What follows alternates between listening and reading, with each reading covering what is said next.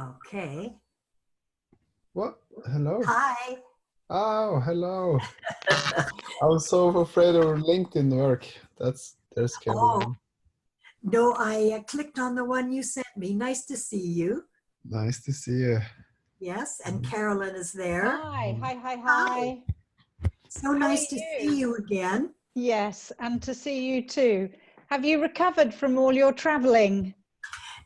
Just about.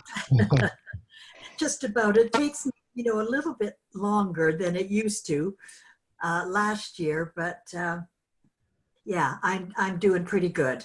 Good. That was a heavy schedule you had, wasn't it? Well, Carolyn, it was actually lighter than 2 years ago when I did Right. a lot more.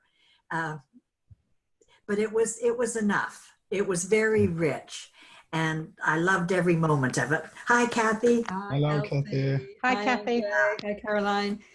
My internet seems a bit unstable tonight. Took ages logging me in, so if I go out, I go out. Your voice is clear, good and clear, at least. We can see Oh, you. thank you. Good. Okay, that's Yeah, good. yeah, that's great. Yeah, but so nice to be home, Yes. and yeah, very nice to be home. So we still got, I guess, a couple minutes. And how is it looking, Andre? Were more people able to join us? Yeah, I just have a few. Let's see, two persons. Oh, there's Anna also. Great. Let's see her. Oh, good. Tony is a bit late. Something came up. And we have Brooke. She said, let me scroll down here. And Brooke wasn't able to make it? Yeah, she will be 30 minutes late, she said. I'm sorry, she was going to be what, Andre? Yeah, 30 minutes. 30 minutes. Half an hour. Yeah. Okay. She did tell me, in London also that she wasn't even sure whether she was going to make it this time. So I'm glad that, oh no, that's Naomi. Hello. Yes. Hello. And Hi. Anna, nice to see you. Hi. Yeah. From that, that should be it. And Naomi, with your hair pulled back, I mistook you there for a moment for Brooke. Oh. Yeah. There you go. Yeah. I'm And her then- Irish sister. We apparently have cousins and nieces and nephews and third cousins all over the world, so it might be true. Okay. Well, I'm looking at Brooke now and looking at Naomi. Hi, Brooke. Oh, I think I And the missed glasses- something. The glasses are really similar. There is Oh. a similarity. Yeah.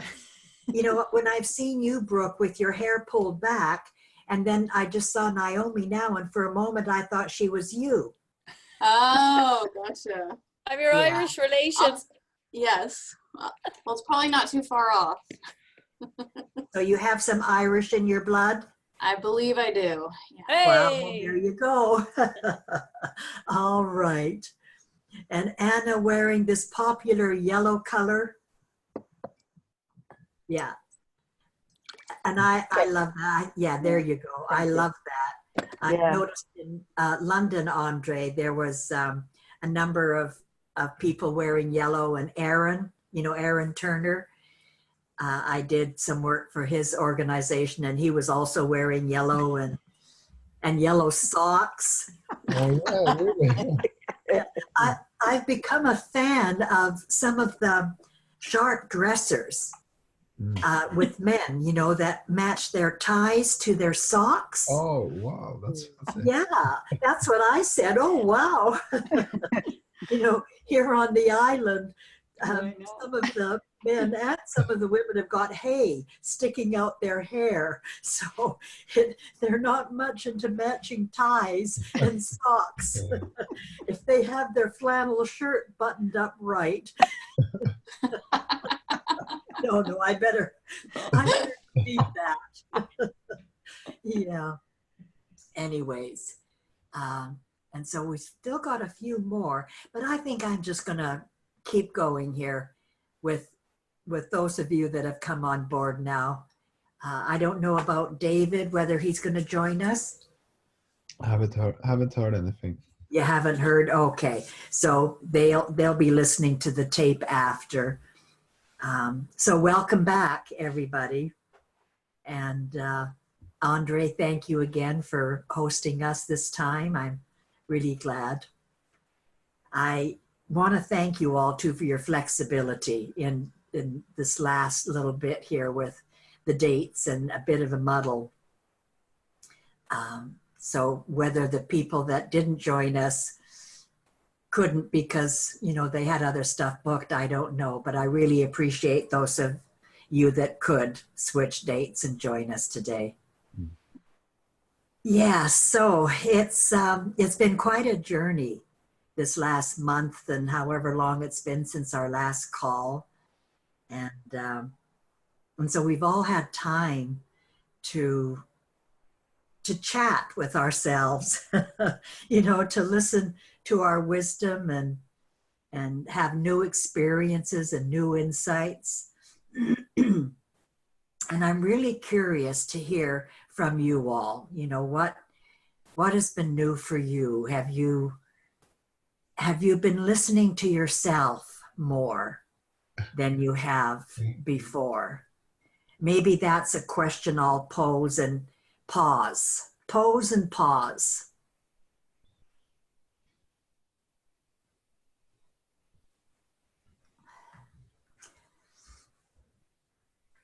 Carolyn, if you don't mind, I noticed you were nodding your head there, and I wondered if you had something to share about listening to yourself more. Yes, definitely. I suppose what my reflection has been that I'm much more comfortable with sitting with the feeling. I used to get a bit frustrated when people sort of said, listen for a feeling. I used to think, well, what feeling? You know, what's that all about? And so I would always or tend to want to find the words. What I've noticed over the last month is that I'm just much more comfortable with and more appreciative and have more recognition for what the feeling is and not needing to find the words at all. Wow. Wow. So yeah, that's been a big lesson. Can I ask you a question about that? Yeah.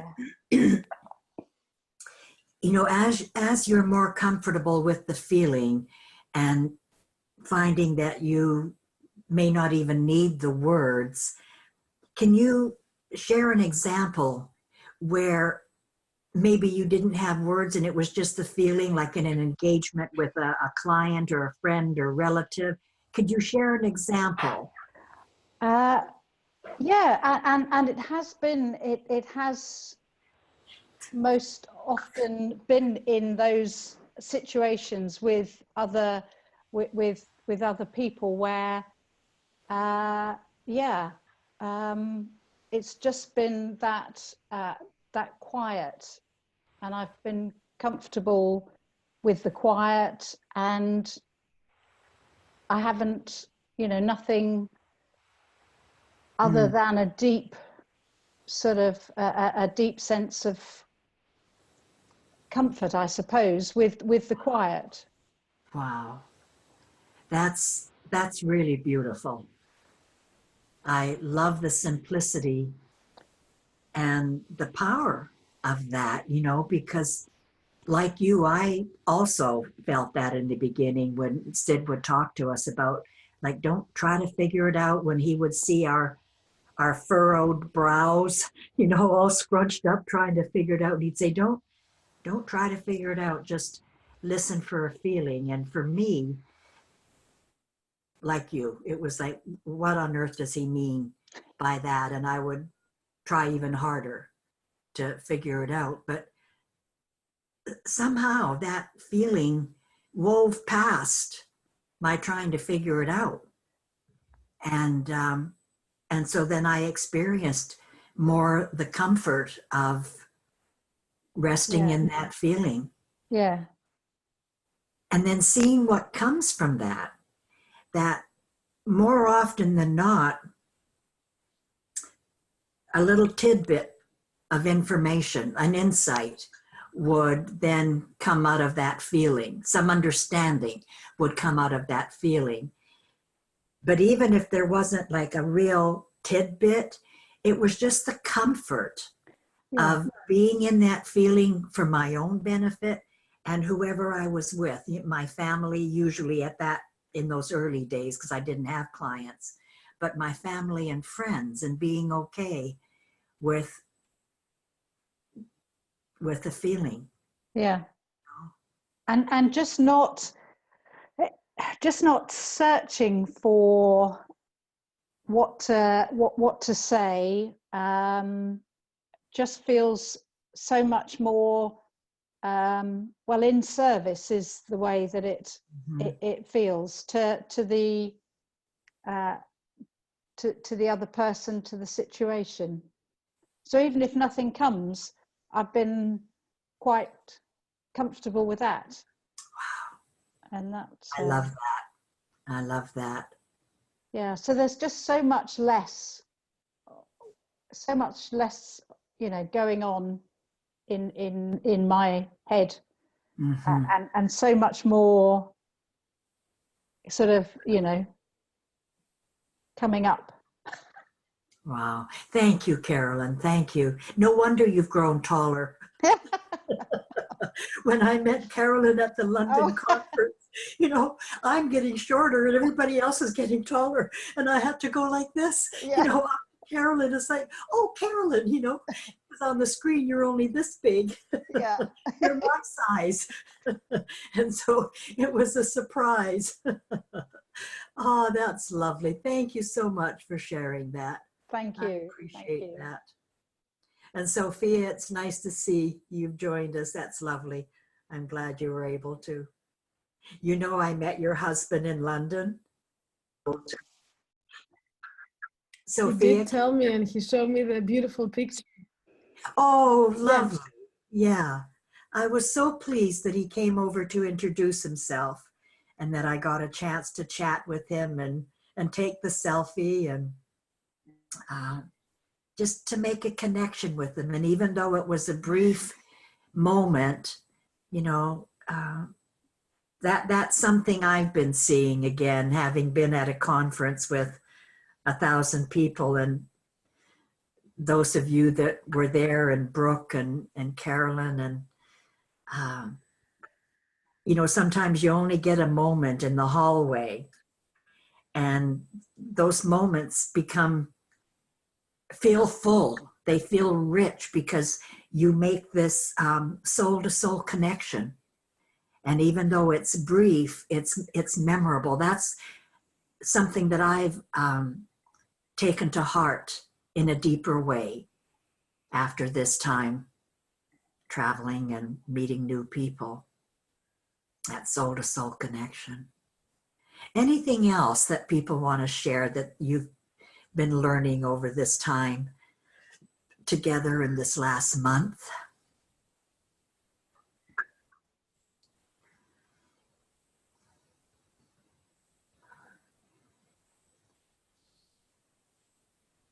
Brooke. Yeah, it's really new for me, so I don't really know how to articulate it, but it has to do with, you're talking about connection. I'm seeing something around, I'm just seeing being available in a new way. Like, I used to think that being available or being in service to someone else was just, being there to listen, but I'm seeing it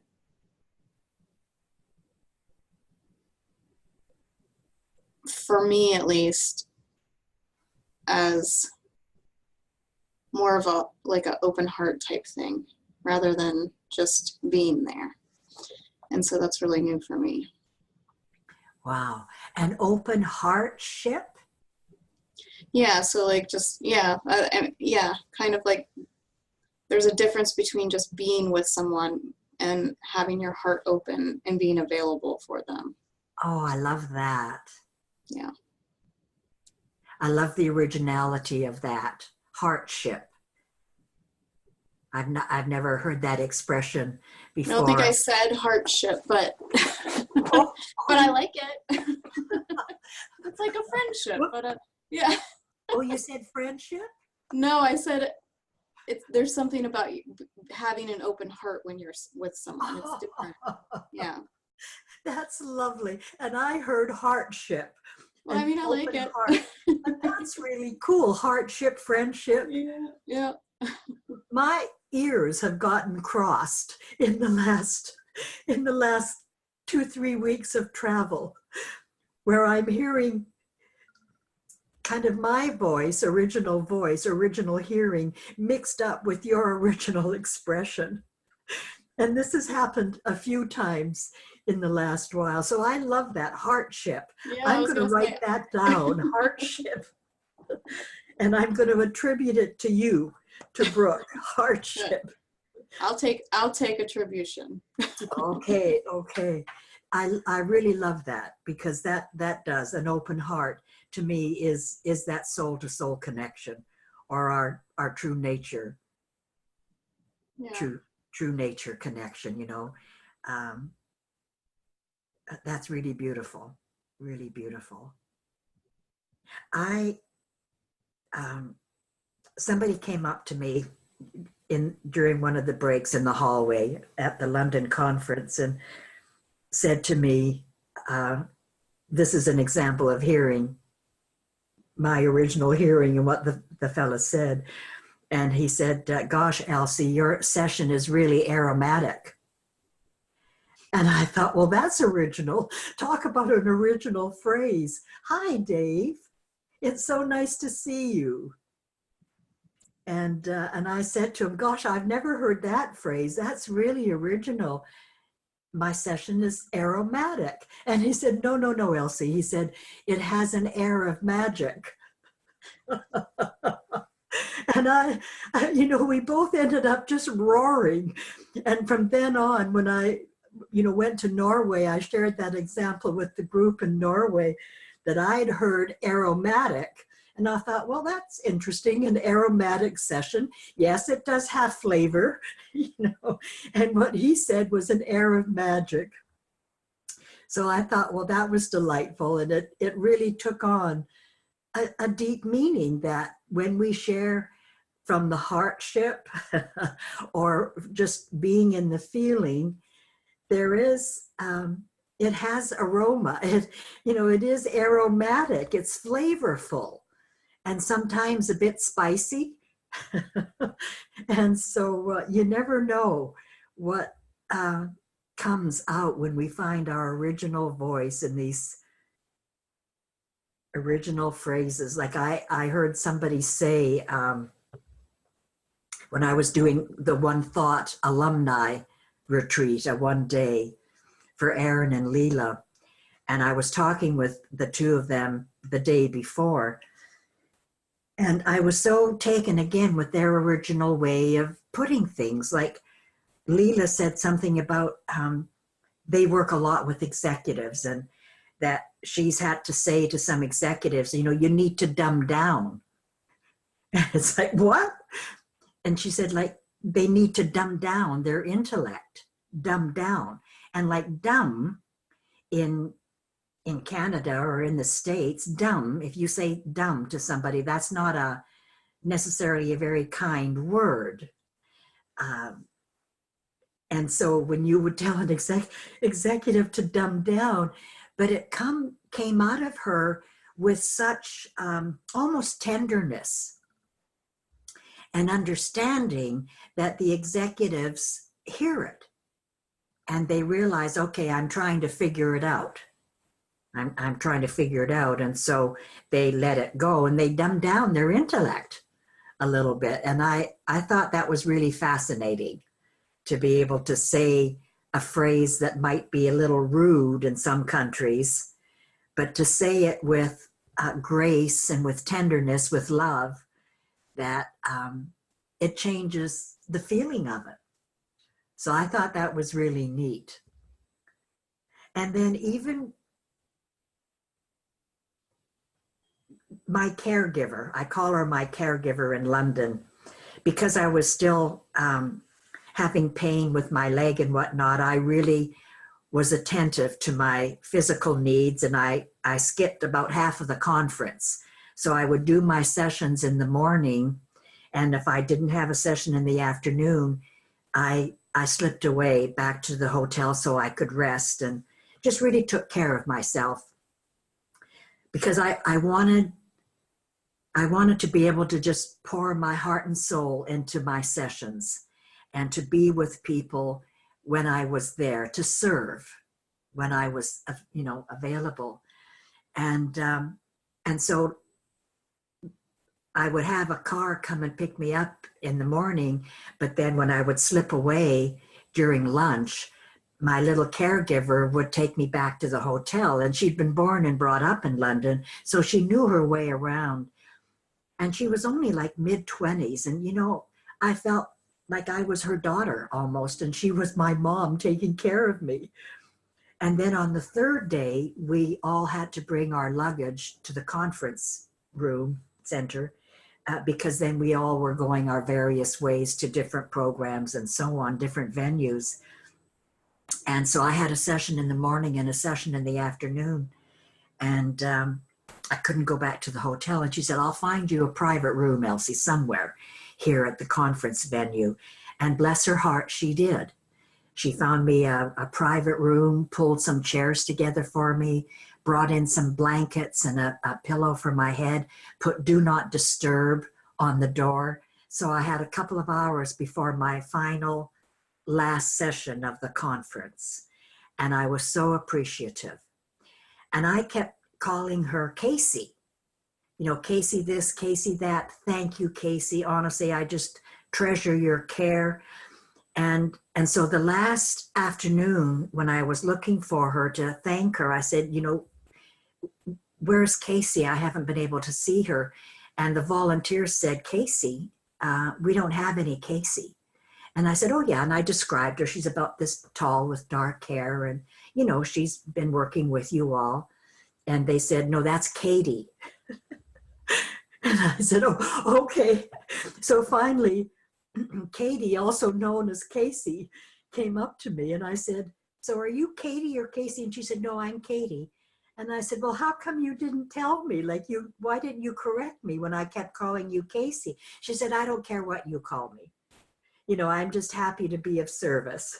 And I thought, again, it so isn't about the words. Like you were saying, Carolyn, it's so not about the words. I mean, you can call somebody the wrong name. I've had this happen to me twice now, where I've called somebody by their wrong name and they haven't corrected me because they didn't care. 3 times. And it was like, I don't care what you call me. I'm glad you're here with me. I'm glad we're connected in this feeling together. And I think that's amazing. Because in the past, had that happened to me, had somebody called me by the wrong name, I would have corrected them, because I would have felt I wasn't being seen if they didn't call me by my correct name. In my insecurity, I'd have thought, if you don't know my name. But I felt so connected to these people that I called by the wrong name, they didn't care. It was like, I know you see me. I know you care, so I don't care what you call me. And that really, really touches me.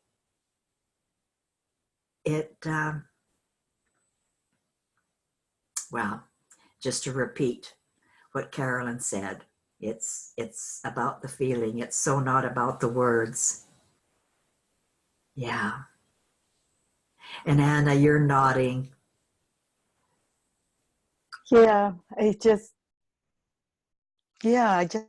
just feel what you're saying.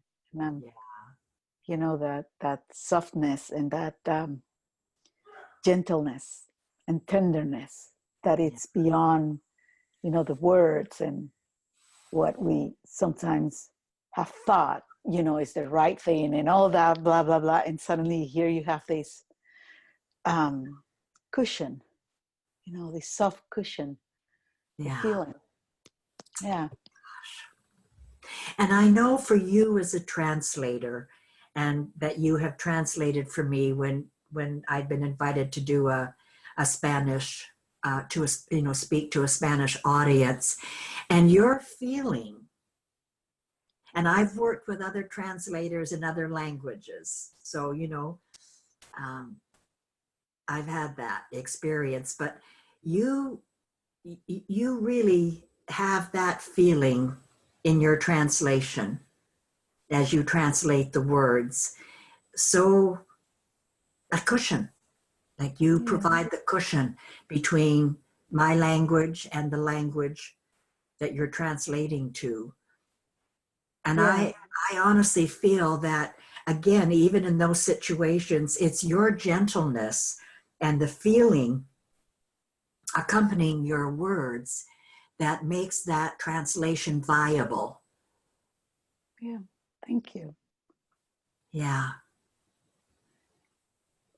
Remember that intro that we wrote, and it said at the end, with honor and respect, you know, and that's what it feels, you know.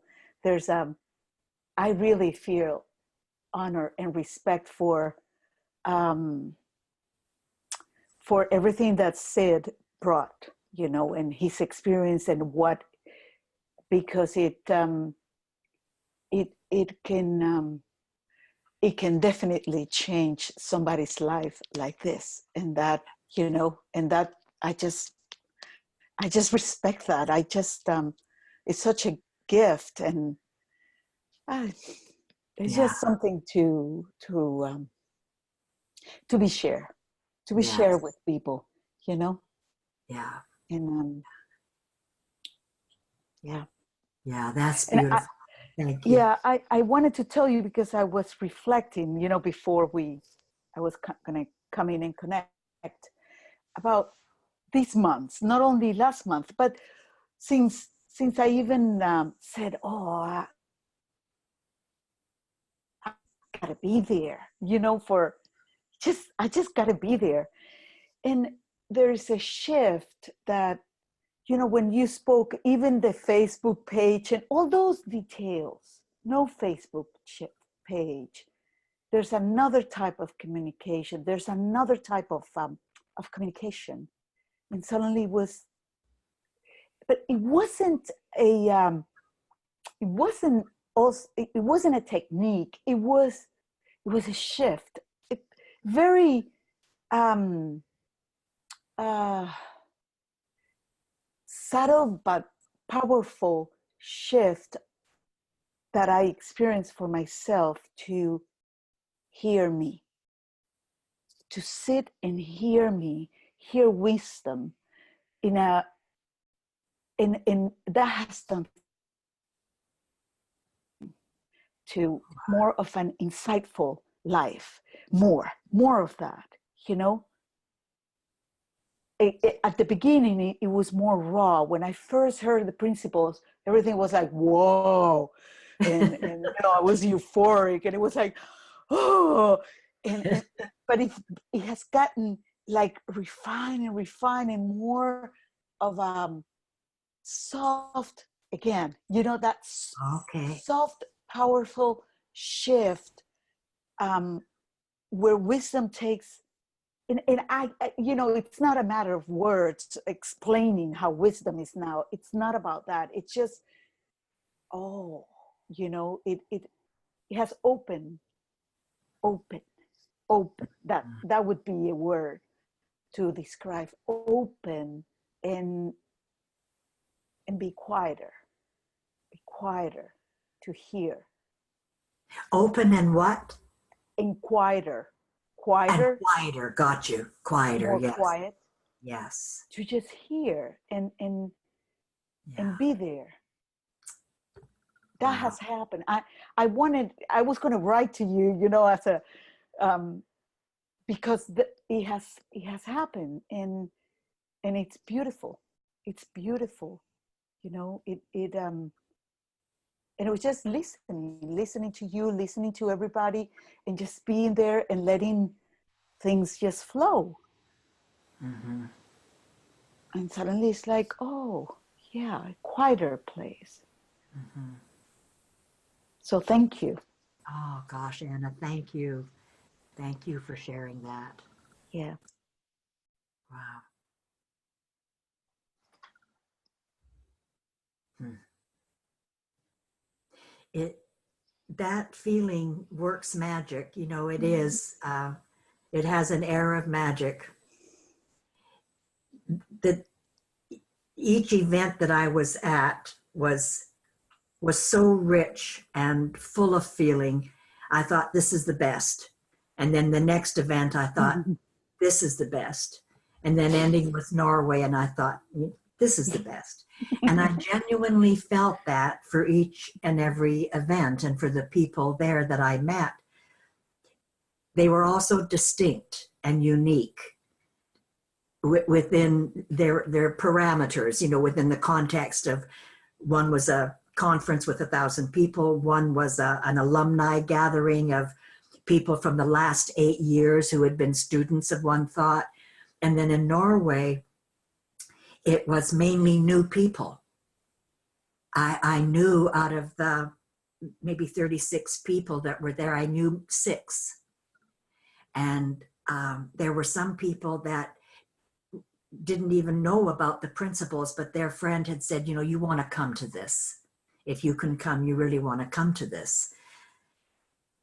And what cut across their newness and not having met each other was the feeling.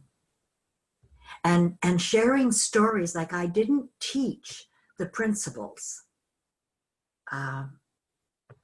I shared stories, and there'd be a simple description of the principles within the story.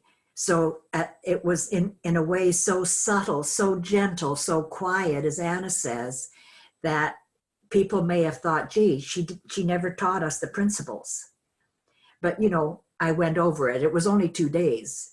And I would let them know the next day, you know, this is how the principle showed up in this example.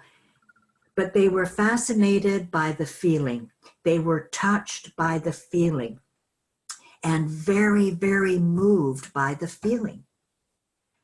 And quiet.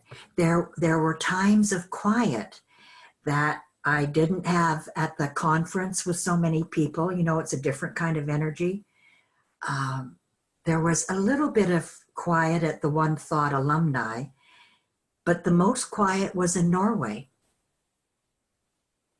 And unexpected, but it was like they held the quiet and the quiet held them. And I said to my hosts after, like, this is wonderful, but I'm curious, given that so many of them are, you know, don't know about the principles or are relatively new, and yet they're comfortable sitting in the quiet, resting in the quiet. They're not restless, you know, moving around. They're not uncomfortable. They're still. They're resting in the stillness. And I said, so, you know, like, I see it, but how can that be? And they couldn't explain it any more than I could. They kind of threw out a little guess, like that Norwegians love nature and they love the quiet of nature, and that maybe that had something to do with it. I don't know. All I know is that the feeling, again, we seem to be kind of, you know, grooving on the feeling. It was the feeling had an air of magic about it that stilled people's intellect and allowed them to be moved and to share personal questions where they,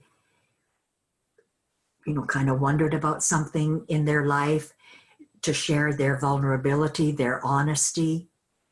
And in sharing their honesty, coming out with sharing a few moments of, when I'm in a bad mood, sometimes I can actually move away from it, that I'm having enough understanding that I can slip away from it. And then there's more times that I can't. But, we talked about it in the last call, that how that's kind of our human nature oftentimes, is to focus on what's wrong rather than on what's right. And so I ended up bringing her back to those few moments where she was able to slip out of her mood and honor that, rather than being troubled by, yeah, but there's all this time when I can't slip away from my mood. And she got it. And then another participant during the break said to me, he was looking like a little, not grim, but serious. He was looking like serious, like, I want to get this, but I'm not getting it yet. And so I went over to him during the break, and him and his wife, and started to chat with him. And he opened up. It's like Brooke said, his heart opened. And he said, I have some questions for you. And it was toward the end of the day. And I said, well, go ahead, ask me. He said he was going to save them for the next day. And I said, go ahead and ask me now. You can ask me one. And so he asked me about free will. And I said, what do what's your take on free will? I really wanted to hear him. And darned if he didn't use that woman's example. He said, when so-and-so said, for a few moments, I can slip away, but then there's times where I can't. He said, that's free will. That when she honors those moments that she can, that's her choice. That's free will. And it was like, wow, that's it. So he supported his own understanding. All I did was kind of, agree with him and support his wisdom. But he got that. He got that himself. And then there was something else going on in their life, where they felt they were committed to something, but they weren't, especially the woman, the wife, wasn't, I could see that she wasn't with it. But she was feeling, well, I've said I would, and so I'm going to. Do you know what I mean?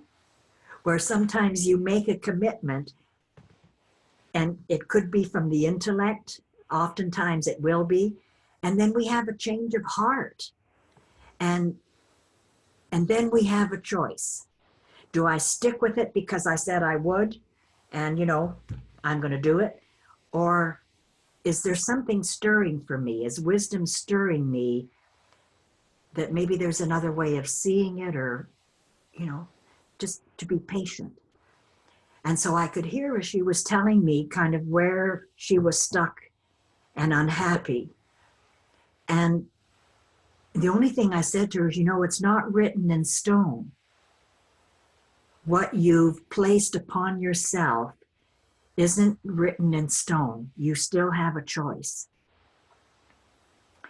And that was it. I just left him with that then and moved away. But the next day when they came in, I hardly recognized the woman. Because that thing about it not being written in stone, that just because you say you will, and then something else is stirring in you, that doesn't mean you're weak-willed. Like I used to feel that. If I said I was going to do something, or if I put my foot down with the kids or whatever, and then if it fell through, I'd think, gosh, I'm weak-willed. And I can remember Sid saying to me, it takes more courage sometimes to change your mind than to stick with it when you're not feeling right about it. And that just exploded in my mind. that we can change our mind. And I knew that they had changed their mind. And what had been written in stone was dissolving, and they were coming up with new ways of serving. And I just thought that was incredible. You know, that the feeling and the open heart prompted them.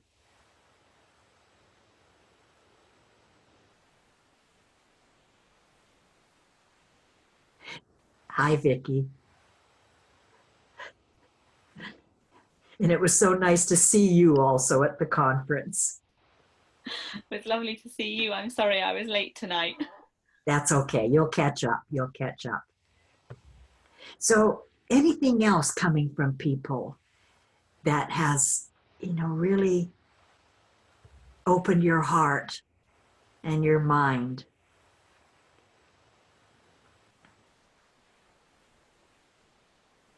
Hi, And Elsie. Andre, also feel free. And Dave, lovely. Yeah, I just was, I know I was only a little bit late coming, but just what everybody said previously, little bits of that have really resonated with me. And, you know, that what you've just said about the fact that I think when I first started to understand the principles or get into it, I really felt the need that I had to know how to explain it. And if somebody asked me what thought was or your consciousness, you know, I had to explain it properly. And that what you said about not actually talking the principles and just talking from the heart, but you've got that understanding, you know, where it's originally coming from. That's just been such a revelation to me. You know, that's made such a difference, because I think, like most of us, or like myself, if I've done anything, I've really gone into it big time to start with, and I've thought, you know, the more I obviously learn about it, the better it's going to be. But it doesn't seem to be that feeling. It's because it's there already, and it's not like you're going to get the better. You can't get a better feeling than this, and that's how I feel about it. I don't know if you understand what I'm trying to say with that. Yeah. You know, when you said, because it's already there, what I took from that is that the principles are already there. Is that what you meant? Yeah. That's beautiful, honestly, because as you were sharing that, you know, even before then, that's what flashed into my mind, is that that's it. It's because we are the principles already. So in a sense, it's like we don't have to explain them.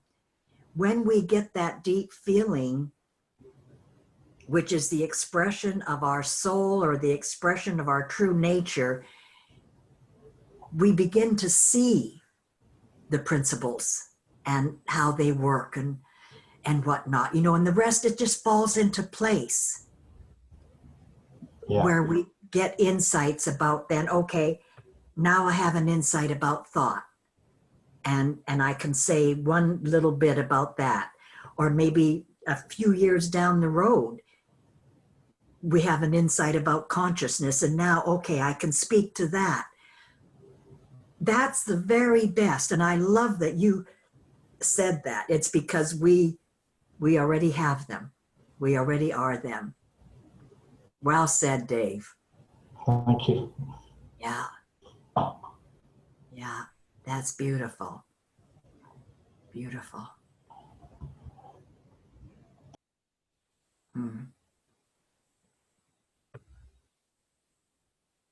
Anything else?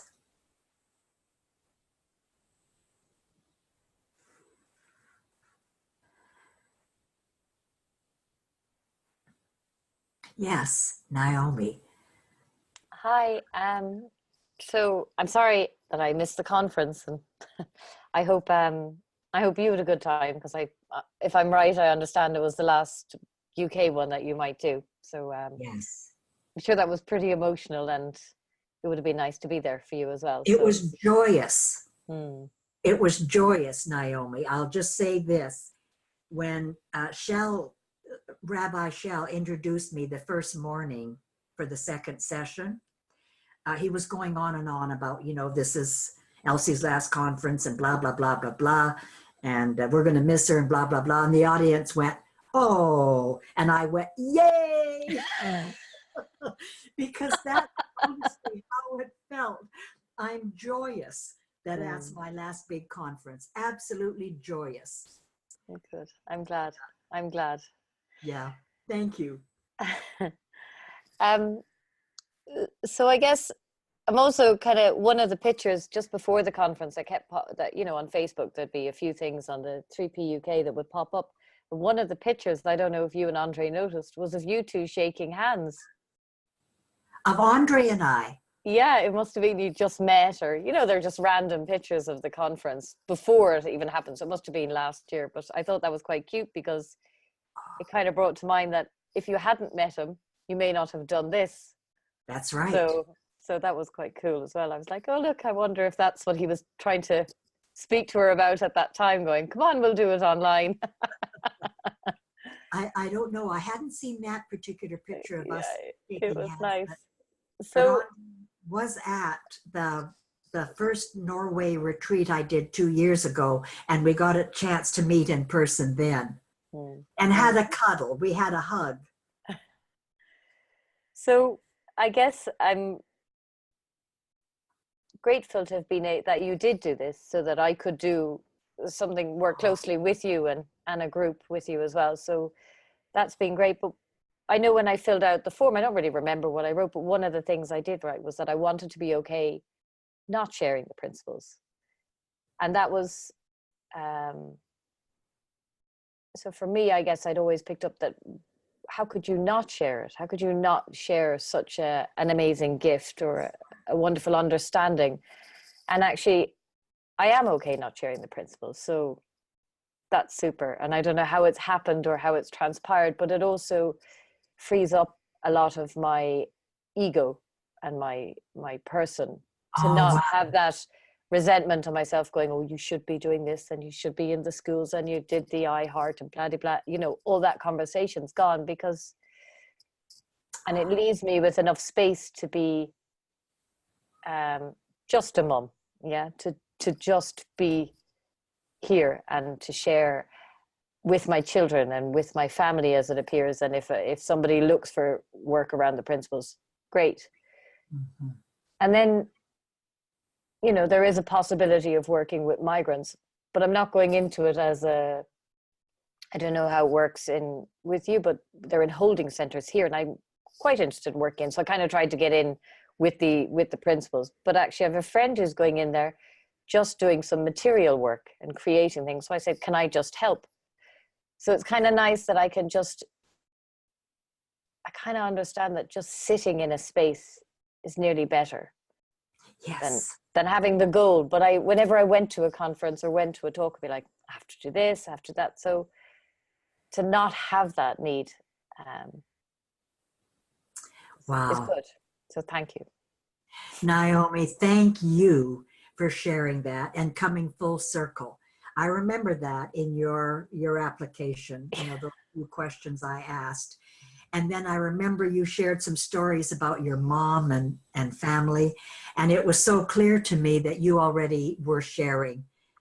And interestingly, for my mom, the last couple of months, she's gone, full circle in, like, we went into the doctor and he's like, this is clinical depression. And to be the constant line for her, while she kind of does this up and down, and to kind of go, it's okay to be down. You don't need to take medication right now. Let's just have a conversation, or let's be quiet, and to know that she's okay, having just the doctor I losing you a bit there, Andre. I'm not sure. Weird. So. Yeah, it's breaking up. No, it's me. Oh, it's okay. Your connection. Okay. Yeah. But anyway, it's been great. Okay, thank you. What I heard, Naomi, kind of in between the breaks, is that just you being you have been able to still help your mom as she goes in and out of what she's going in and out of. And what a blessing that is, honestly. You know, the last thing. And to be okay yourself for that too.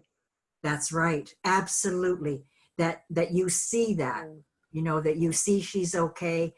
And that more than anything is going to help her. You know, because that's honestly just beautiful, beautiful. Wow. Isn't so bad. Your connection is really poor. We're losing you, Naomi. So we're not getting you. Maybe try again in a couple of minutes. Maybe your connection will get a bit stronger. You hear me better now? A little bit. It's a bit weavy. I'll come back. Yeah, now try and reboot your computer. That usually does the magic. If you can hear me. Okay. It might help sometimes. Okay. Great. Gosh, that's great. The last thing I said in the last talk of the conference was exactly what Naomi is doing and pointing to, is just live. You know, you don't have to go out and teach and share and do this and that and feel compelled because you've gained some understanding of who and what we are. You know, just live. And that living, again, because it's so rich in that feeling and understanding, is the educator. Will help people more than anything. And so that was kind of the last little bit. They had asked me, the planning committee had said to me, Elsie, could you just give us like a few last little tips, what you would say? And that was the last one, is just live. Don't keep going to more and more conferences and things. Like, it's nice, I know, once in a while. I love that too. And I love having a retreat or doing the school or getting together with you all from time to time. But I love even more just living at home. And that's part of my new chapter in honoring that at this stage for me, is to not do those big conferences and to do a little bit less and to have time to just live. You know, so that's a beautiful, beautiful thing. Okay, so do you want to carry on and say what you were going to finish saying there, Naomi? I do. Good. I don't know what you were saying because I was moving rooms, but the one thing that always really resonated with me when I ever heard you speak at the conferences I have been to was that to just go and live your life. Yeah, you know, that's just what I said. Oh, right. Perfect. Honestly, just perfect. Okay. Total alignment, Naomi. Total alignment. Yeah. And I really do trust that things, you know, they will appear as they need. And if they don't, just enjoy what's right in front of you right now. That's right. That's right. And that way of living, people are so hungry for it. Mm-hmm. You know, I mean, this is, again, what I felt and what I heard in my private talks with people in Norway, the people that are new to this and are busy doing what they're doing, living their lives, but unaware that they can live their lives and share and contribute with less stress than they're experiencing. Like one of the women there who was a teacher and is in love with the Spark curriculum, and told me as she's been reading it, Brooke, that she's gaining insights. You know, they're just popping for her as she's reading it. And then she's coming out with her own examples. And her humility is such that, you know, I'm getting these insights, I'm excited, but I don't feel quite ready yet to offer it in the schools. I just want to keep learning myself, and I'll know when it's time to take it into the schools where she's working. And during one conversation I had with her, I think it was on the first day in the afternoon, and it was to do with the example of that woman who had said, no, I know it wasn't. It was to do with the story I'd shared with her about working in juvenile justice. And one young lad who just wasn't buying into that it was possible that he had a calm core, that we all had, you know, peace inside. He just didn't buy it because I'm in juvenile detention. I'm being restricted. And so how can you possibly say I've got this potential inside of me, this peace inside of me? But as time went on in my work with juvenile justice, he did end up saying, look, you know, I just don't buy it, Miss Elsie, because I had 5 minutes of calm, but then today I really broke out in anger and I threw a chair, and I was in the quiet room this morning. They had to put me in a quiet room because I was acting out so badly. So this thing about, you know, having calm inside me, I just don't buy it. And I stuck like a bulldog to his 5 minutes of calm. And he'd keep going back, right, to, but I threw a chair and blah, blah, blah. I took him back to calm until finally he lingered there, and I left him. I didn't teach him anymore because the fact that he lingered there, he got it. I didn't need to teach. He got it. When I shared that story, Brooke, with this teacher, she said, well, why didn't you explain, like you had him right there? Why didn't you explain to him what was happening? Why didn't you tell him like that was his peace of mind, that was his, why didn't you teach him about that? And I didn't say anything. I said, just, you know, just sit with that and see what comes to you. And she came back in the next day and she said, you know, I didn't realize that because he was quiet, he got it.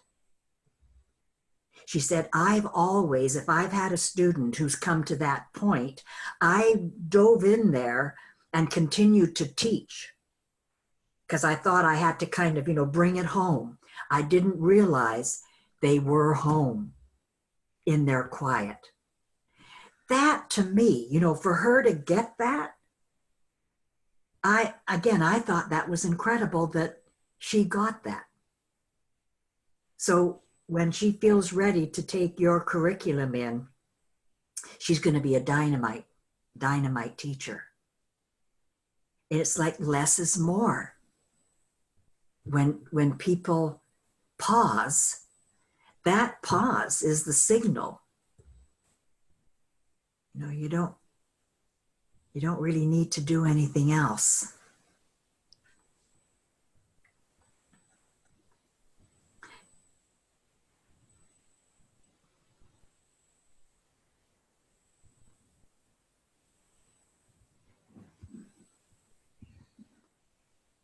Andre, do you have something? Yeah, I can add to that, Elsie, because, you know, my little company, we are changing our name. We are changing it from so clear to basic, because everything is going back to basic. We're helping people going back to basic, making it simpler. Nice, nice.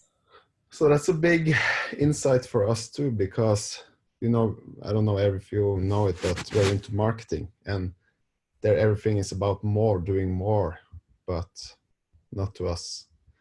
And Yeah. 3 out of 4 people in a company are from love the principles. So we know it's about doing less, back to the basic, back to our true nature. That's what we're saying. In other words, of course. Yeah. And I love that it came to you to change the name of your company via an insight. It did. That you're being mentored by mind, guided by mind. Mm. Yeah. Good for you, Andre. Good for you. Wow.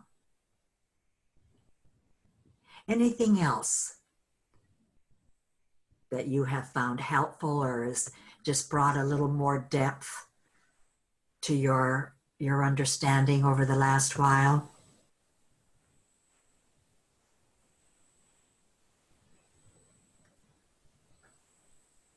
No? Sophia? Can you hear me? Yes. Yeah, okay.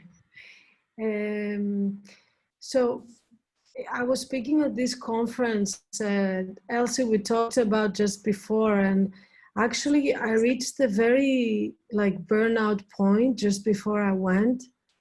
So I was so tired, and I remember you, Elsie, sharing with me, I don't know exactly how you said, but just we speak to this oneness when we speak, it's the oneness on all of us. It's not me here speaking and you them.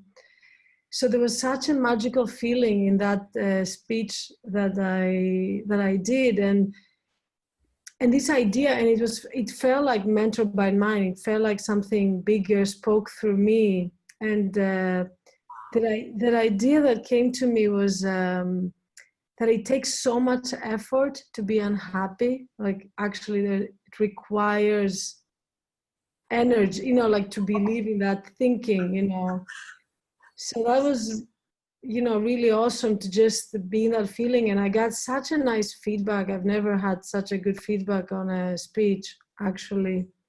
Wow. And so that was great. But then, as life, I don't know, I've been mentored by mind again and again. I don't know what happened, but I just felt like I took that effort. So I'm like creating unhappiness every day since the conference, because I don't know, I had an injury. That's why also I'm putting my video off, because I'm lying down. I have so much pain and so much I don't know. It's yeah, I don't know what it is, and just attacking myself for not finding the feeling that I had, or the truth that I've seen. And so anyway, so it's been an interesting idea, and of how wisdom is in us, and I don't know how his wisdom is speaking through me right now through all these kind of pain that I'm creating, and I see that. And a little bit I'm trying to find a way out, but that trying to find a way out is keeping it there. So. Sophia, honestly, you're a love. You really are. First of all, congratulations on your talk at that first Romanian conference. That's beautiful. I did see a picture of you with the rest of the group, and I spoke to Jacqueline and Bill Pettit before they went as well. And you looked lovely. You just absolutely looked lovely and full of life. And I loved what you said now. I've never thought of it this way before, and I could see the response from a number of people too, that when you said that it takes a lot of effort, a lot of energy to be unhappy. I've never heard it put that way before. And I love that original voice again that you shared with us. That's really cool. That's really cool. And the other thing, that you shared about the oneness and all that at the conference, you don't have to find your happiness. You don't have to look for it. It's like Dave said earlier, it's already in you. That's why it takes more effort to be unhappy, because unhappiness isn't our default setting. Happiness is our default setting. And the other thing I would share with you, because I know you and I talked a little bit about some of the physical stuff we're going through, is to take care of yourself. You want to honor the oneness of your body being part of that spiritual essence. And not do like I have done over the years, where I've honored my soul and my true nature, and I've been more dismissive of my body and tried to power through whatever was going on with my body. that's part of what my body has been telling me, is to slow it down. You know, slow my life, as Naomi has said, just live. You know, that's one of the things she's learning and has come to freedom in her mind, is just live, and you share that way. Honor your body, take care of your body, cancel some engagements. Be as attentive to your body as you are to your clients, and let it rest, because that's the oneness. Otherwise, you're separating. Can you feel that? Mm-hmm. Yeah. Yeah, and I did cancel my whole summer. I canceled all my plans. And I felt a little bit what you said, Elsie, that I was kind of using the principle to bypass my body a little bit. So then it just felt like signal after signal after signal. And then I'm just tired, you know. So yeah. I'm just Honestly, if that's not saying, I'm just delighted, absolutely delighted that you've canceled your engagements for the summer. Me too. Me too. I've done that the last couple of years, taking the summer off, because that's what I wanted to do. That's what I was moved to do. And I'm doing it again. And just being more attentive to my body, for sure, for sure. So good for you, good for you. When your body strengthens, you'll come back with even more power. I have learned so much in the last 2-3 months about moving past embarrassment about about the pain I was going through, that I should be able to power through my pain and that kind of thing. And then I realized that was ego, and that I wasn't listening to the wisdom of my body. And more, I've just come to accept and ask for help when I've needed it. And there's been a freedom in my mind because I've been able to do that. Good things have come as my ego has lessened in that regard. And I would not have known that had I ignored what my body is telling me. You know, good things will come and are coming. And I honor, Sophia, that you've taken the summer off to rest your body. Yeah. I canceled engagements again when I was in London, you know, invitations to dinner out and do this and do that normally I would love to do, and had agreed to. Again, it was like that, okay, well, I said I would. And then I woke up the morning of that dinner and I realized I need to listen to my wisdom and let them know I couldn't make it, and so on and so forth. And again, I felt like I was let out of school early. You know, I felt elated, my spirits lifted, and I knew that was the right thing, to be able to change our mind, to honor our wisdom. So good for you, good for you. I love what you all are saying. And I hope you'll be okay, but I'm gonna give you space again for Kathy and Vicky, if you have anything to say, or I can circle around and come back to you. But and Tony, I don't know if you're on and just not visible, but oh, you're there. Okay, good. You know, given that this is our last call, I just would very much love to hear from you and what's been meaningful to you. And I can see how much everybody else is appreciating what you all are sharing. And I'm very much appreciating what you're sharing. So there you go, the three of you. Anybody want to step to the, okay, Kathy, great. Well, I mean, so many things, Elsie. I'm so appreciative of this space and what's present in this moment is following on from what you said about the physical and what a battle it's been for years now. It's like not just 2 or 3 months, but 2 or 3 years, because I am this fit and healthy person. And Wow. and it's ego. It's completely ego, not wanting to admit that, you know, I have these aches and pains, and it's settling into following wisdom. I don't want to say it's my wisdom, but wisdom, and slowing right down and just reorganizing from everything, just from reorganizing my day to reorganizing what I do. And yeah, it's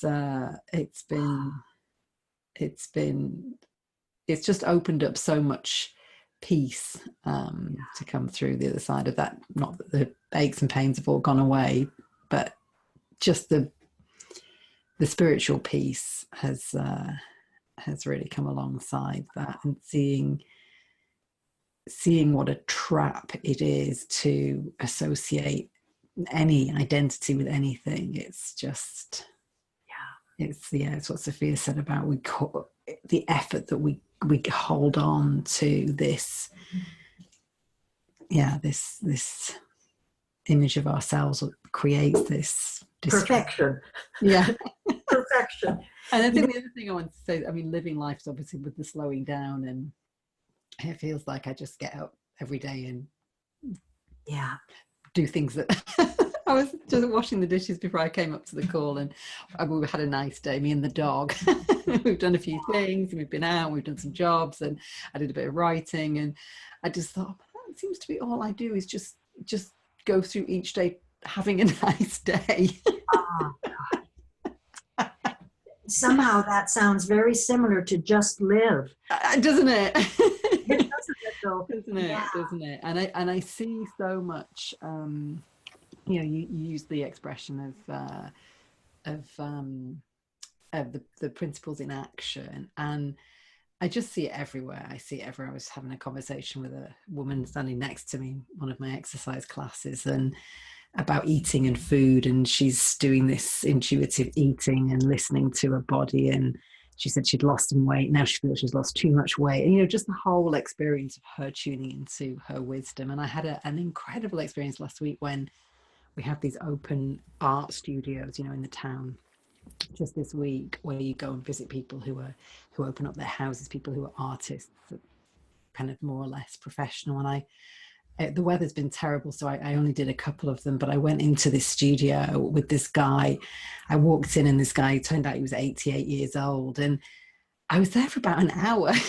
This guy that I obviously never met before, just listening to him and talking to him about his process and what he did, and he used a lot of expressions like, the painting tells me when it's done, you know, like I'm sorry, say that again. He said we talked about how he does his work, and he did these big abstracts, and he said to me, the painting tells me when it's done, it tells me when it's done. And it was just so beautiful to listen to him. And he asked me a little bit about what I did, and then he said, how he'd had all these ups and downs in his early career because he did this abstract work. You know, it wasn't the thing that everybody expected of him. And I mean, you know, I don't need to describe him, but just seeing life, mind creating through him, and how in tune he was with the process of the evolution of his art over his life, and his, like, the relationship that he had with these pieces he was creating. And it was just, I mean, he was so full of life. He was so full of life at 88, which the number sounds quite old to me, although he didn't seem old at all. It just seems like everywhere. It just seems like everywhere is, you know, life is so beautiful. Yeah. And that connection, you know, to have had that conversation with him, obviously you came away, you know, elated. And I can only imagine what he felt, that somebody was so in tune and so interested in his art, and took the time to really listen and be with him. That open heart, open, what did you say? Heartship. You had a heartship with him. We definitely had mind in the room with us. It felt, you know, I know it's soul to soul, but it just felt like one soul. I know sometimes it seems so like down to earth and normal and ordinary. That was the other word that came out in many of my talks, about the joy of being ordinary, like going to the art show, you know, going for a walk with your dog, and such a lovely day. The joy of being ordinary, honestly. And also to be able to share however it comes out, whether it comes out with the client or it just comes out in your relationship with family or friends. I know, like, my family has watched me as I've been going through this, and they see me when I'm in pain, and so have my clients, so have wherever I've been doing this work. Because sometimes, like when I get up, I can't get up. I can't stand up straight. And so I'm bent over until my leg can straighten up. And so the audience sees that, but they have also seen this person pouring it out, like in complete physical, mental health in the moment, sharing her wisdom, drawing out wisdom from the audience, full of vitality. And then they see the humanness of trying to straighten my leg and that I'm in pain. That's quite an example. You know, like when I saw Sid in his humanness when he was going through his cancer, and then when he got into sharing this spiritual knowledge and drawing out of myself and Chip for the school, he was a different person. Like, and seeing like the spiritual nature and the human nature back and forth in a way, like a split personality, but also the oneness of it.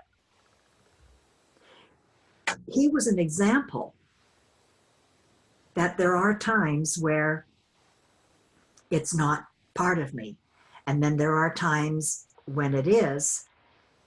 And so I respect that too. And what I found as I've shared this in various talks or privately is it has opened the door for other people to acknowledge what they may be going through physically. That it's not like, oh, I've got to hide this. I've got to pretend that I'm always feeling good and that kind of thing. And I never saw, I never realized how helpful it could be sharing that as a human being, I'm in pain. And here's what it looks like when I shift into allowing that purer energy to come through. And at the same time, honor my body and slow it down. I didn't realize how much stress I was harboring until I came home from my travels. Like before I went, I was thinking, can I do it? How am I going to be on the plane? Am I going to be able to serve when I'm in pain? And then it was like the best ever, right? And when I came home, and I, you know, not being facetious or anything, but I'm lying in bed with Ken, and I just felt such peace. It was like all that stress I'd harbored about, could I serve? Would it be okay? Could I manage the pain? Whatever. I hadn't realized I'd taken on that much stress until it was gone. And I felt more peace than I felt in a long, long time. What a university we're attached to. You know, all this learning we get to go through, where sometimes I've really been, you know, put off by it. It's like, saying to life, how dare you give me this stuff I'm going through? Like, I've done good. How dare you make me in pain and all that stuff? And I've never seen that it's been a gift. So right on, Kathy. Right on. Right on. So Vicky, Tony, whoever wants to go. I can go, if that's okay. Okay. So I really enjoy the idea of the joy of being ordinary. And I think for a while I've felt that spirituality, spiritual teacher, spiritual teaching is somehow been elevated. You have your day-to-day living. It's like the sacred versus the profane. Like there's some kind of separation, but there isn't. Mm-hmm. Everything is a singular energy, singular consciousness, singular mind. And everything then is equal. If you're drinking a cup of coffee, if you're taking out the garbage, if you're having a deep soul-to-soul conversation, there is all the same. There isn't, you can't, it's all the same beautiful piece of life. It's just living your life because it's all spiritual. It's all spiritual energy. Yeah. And that to me opens up such a space to just live my life. Yeah. And then it feels like when I am just living and being the joy of the ordinary, everything that Sid talks about resonates more naturally. There is no effort to teach it right or to embody something and not embody, but it's just being, and in that just allowing yourself to be lived, that things just unfold in a joyful present moment. But that's been really huge for me, is taking that away, that releasing myself from the need to do more or extra to wear a crown that's spiritual, say, you know what I mean? Yes. So I really am grateful for that, for this group, for everybody that's contributed, and the wisdom that I see through so many, through all of us. And it's just been really great. So it's been a great program, and I've had many insights along the way. And it's just living is that much better. Oh, beautiful, Tony. That's beautiful. And your voice has come in so clear and rich and deep. It's your voice is delicious. It's Well, thank lovely. you. Well, thank you. Yeah. And one of the things that I'll never forget about you is, it might have been even the second call or something. And I remember I was getting you and Vicky mixed up, but I'm pretty sure it was you, Tony, where you left the group kind of halfway through or 3/4 the way through. Is that right? I did. Yes, it's me. To Yes. have a cup of tea. It was you. Mm-hmm. And I was so proud of you. It's like not often that you'd get the facilitator of the program saying, gosh, I'm proud of you that you left early. Yeah, right. I know. I really appreciate that, because I think I kind of hit it like, ugh, how's everybody going to feel if they know that I just was like, I was in such a nice feeling that I felt like, that was really good. I'm going to stop there for today and just go sit. I love that, honestly. I graduated you right then. It was an A+. Yeah, that was so cool. Oh, Well, yeah. Thank you. Yeah. Great. Thank you so much. Great mentor. Sure. Thank you. Thank you. All right, Vicky, my dear. Thank you, Elsie. So yeah, I really echo what Tony said, and I think what other people have said, that sitting and listening to everyone in the group has been really, really valuable. So being able to kind of so I remember I had this on my Insight Space training, and I had this vision that wisdom flowed through us like a river, and the wisdom could like bubble up anywhere. So the wisdom wasn't personal to one person, it just was going to bubble up out of anyone. And so I love how you've held that space for us, Elsie, because we're obviously here to like learn from you, but the blessing of being held in a space where we can listen to each other as well has been really lovely. So thank you, and thank you everyone for that. It's been really lovely. And I suppose the thing that's present for me now, Elsie, is that the best way I can describe it is to pay attention to the quiet insights. So I guess your pointing and your signposting has allowed me to see that there's a kind of a simple way.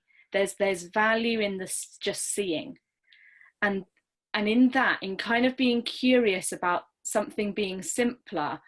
It's kind of louder isn't the right word, but the quiet insights that come that kind of go, do you know, what if it could be easier than that? Like, what if, like, and in terms of the joy of the being ordinary, I've been kind of caught up in some thinking about my partner and I needing to spend quality time together. And I saw just today that I'd made that up, for starters, that idea that we need quality time, we need to go for a bike ride or a dog walk or doing certain things in order to have a good relationship, I'd made up. So that was great to see that first. Wow. And then the quiet insight underneath was, what if there was joy in the just living together? Like, and it was so quiet, and it's like a quiet whisper. And I suppose that I'm getting more curious about those quiet insights rather than the ones that are like, you know, those ones are cool as well when you go, oh, kind of like, oh, I made it up, was like a louder one. And then the quiet whisper that followed of, maybe there's joy in just living together. Yeah. But find it there. Wow. Wow. So yeah, I'm grateful you pointed me to the quiet insights. I shall be listening for them more deeply. That's so rich, honestly.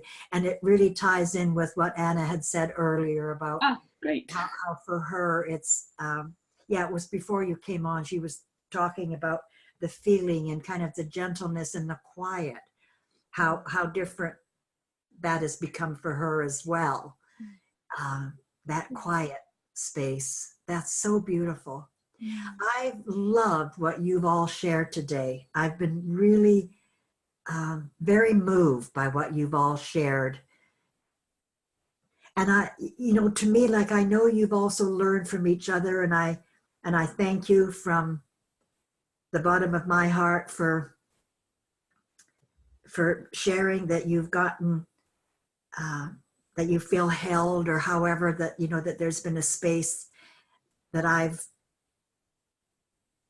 prompted, that has allowed more to come from you and all that. But I've loved your voices.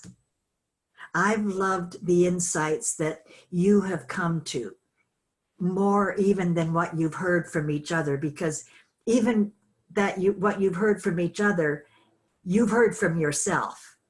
You can honor each other and say, like, I heard Vicky say this, or I heard Kathy or Dave say this, but you really heard yourself say it. And to me, when I was talking with Andre and being inspired by what he'd first put together to attract my attention about doing this online program, what really spoke to me was to be able to act as a catalyst to people finding their own voice and trusting their own wisdom, chatting with your own wisdom, seeing the richness of who you are. There's something so simple and so powerful about that. And then you turn around and you just live. And the example and the feeling of that living, there's nothing better. There's no articulation. There's nothing better than living what you know as a gift for the world, and continuing to guide you in whatever you do.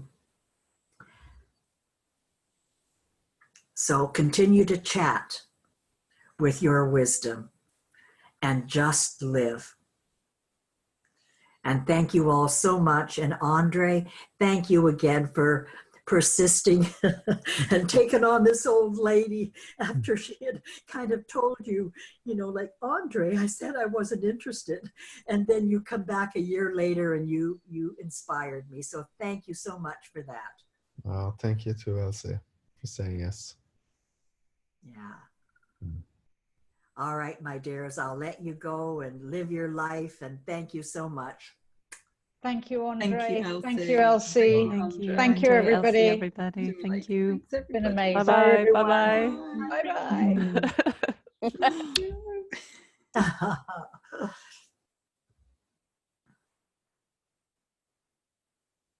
Wow, what a great group, Elsie. Oh, really? Just absolutely beautiful. The best. This has been the best yet.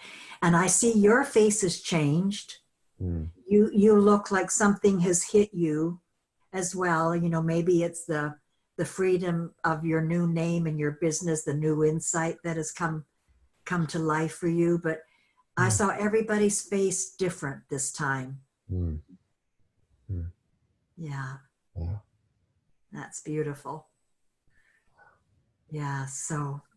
Yeah, I was really moved by the last thing you said about, sharing your own unique voice and true nature. That is something that really resonates so deep with me.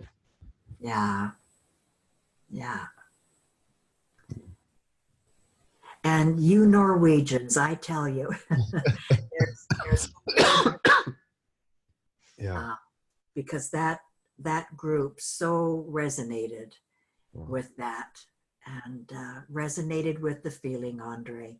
Really was just well, to say the same phrase, it had an air of magic about it. It really did. And Andre, I ate reindeer. Oh, you did? Wasn't that good? It was delicious. So tender. Oh my goodness. I was amazed because, Tora and Carrie invited me for dinner and they knew I had canceled previous invitations, in London and so on. But I thought this is the last one. And if we could do an earlier dinner and I won't stay for too long. And they said, yes, whatever you want. And so it was a few of us, their family, their daughters and the husband and Natasha and her husband, John, were there. And so the meat comes around and I thought, what is, it's dark meat. And I said to Tora, and so what is this meat? And he said, it's reindeer. And I gulped. Oh, yeah. I thought, I don't know, because I'm kind of a picky eater. Like I don't have a broad spectrum for trying new things. But out of courtesy, I took the two smallest pieces I could find. And he made some special gravy that it was like sour cream and broth and, thickened it. And it had juniper seed, crushed juniper seed and saffron. Oh, really? Wow. And it was fabulous. So I took a small little bite and I couldn't believe it. As you say, it was tender and it was very lean, like didn't have any fat, like, how pork or beef can have, prime rib. It was lean, it was tender, mild. It was milder than beef. So I ate those two pieces and I asked for more. Oh, really? How cool. Yeah, I was amazed. And really glad that I tried a new thing. I'm glad. Reindeer is fantastic. It's very common, especially in my part. I'm from the northern Norway. There is a lot of reindeer. Yeah. Well, Ken and I saw, I won't keep you long because I know you're still kind of, you got a bit of a cough there. But Ken and I saw a documentary on the Laplanders, maybe 8 months ago, and about their reindeer herds and how they're like nomads. They wander, I guess, in the Arctic or, I don't remember exactly, but where I think it is the Arctic. or the northern part of Norway, I guess. I don't know. But that's where Tora said this meat came from. Yeah. And he said that they, like it'll actually have on the package where it came from, what region the meat came from and everything. So I was quite impressed, and also got an opportunity to sample when they took me for a walk. I couldn't do the walking that I normally did with them on the rocks to Land's End, but I did walk through the park a little bit, and then we just sat on a bench. But we went through this Red Cross retreat center, and there were a bunch of seniors there just resting on chairs, and somebody was cooking up these Norwegian waffles. Oh yeah, yeah, yeah. And the smell, you know, the fragrance was like, so, you know, we're smiling, and we walk through, and we go and sit and talk for a bit. And then Tora said, okay, you two ladies stay here and I'll go get the car and bring it back so you don't have so far to walk, Elsie. And when he walked back through where they were cooking the waffles, he texted me and said, we've got an invitation to stop by and have a waffle and coffee. And I thought he was teasing me. But when we walked by, they were serious. And they wanted us to stop. And so they made us waffles. And you probably know this, you know, because they're thinner. They're more like a crepe, but they still were indented. And I'm not a waffle fan in Canada or the US. They're too thick for me. But these thin ones, and then they said, put some sour cream and strawberry preserves and fold it in half. Oh my God, Andre. It was like next to the reindeer, it was the best thing. And so, you know, we went over, and I'm, you know, chatting with the seniors a little bit, and said, thank you so much for inviting us. And I'm from Canada and here visiting friends. And one older woman said, where in Canada? And I said, British Columbia. And she said, I lived in Alberta, which is a province next to BC. And I thought, oh my God, what a small world. You know, here is somebody across the world, and she was from Alberta. And so we're chatting away, and, you know, after, when we did leave, after thanking them, like kind of the caregiver of them walked us a little way, and she said, you know, that really meant a lot to them because they all live in a senior's home, like a care home. And they get tired of seeing the same faces over and over again, and they don't often get a chance to meet a woman from Canada. And, you know, for the three of you to take the time to talk with them. And it meant a lot to us, you know. And so now I'm an honorary Norwegian. Welcome to Reindeer. Welcome to Norway. Thank you. All right, my dear. I'm going to let you go. And I'll email you next week sometimes, if that's okay with you, because I've got a couple of other things I want you to post for events. You know, I'm doing something with George and Linda, and I should have a link by then for the Costa Rica retreat and so on. And so we can touch bases then, okay? Sure, sure. But you're looking good, Andre. Thank you. I feel You're much better. good. I'm glad. It sounds like you must have really gone through a lot of pain yourself. Yes, I didn't have a voice for 2 weeks, you know. Couldn't talk. I never experienced. So I got to appreciate, this is just the past few days, my voice is back like 80% or something. So I really had to value, like, oh, I have so precious to have your voice, so basic, you know, but wow, being able to speak again. So I don't know what life is teaching. Yeah, really, really. Well, you know, I mean, just the gratitude, as you say, for having your voice again. I hadn't realized it was your voice that had gone, like, you know, what I kind of knew about sinusitis, it had something to do with your sinuses, and then your headaches would be severe and stuff like that. That but also. I didn't know it affected your voice. Yeah, and lungs and the flu. Oh, full package. My God, what a round. Never. So you found your voice in two ways. You found your physical voice again, but Yeah. you also found your voice with a new name for your company. Yeah, you can say that. Yeah. All right, my dear. Bye now. Talk to you soon, Elsie. Bye-bye. Bye.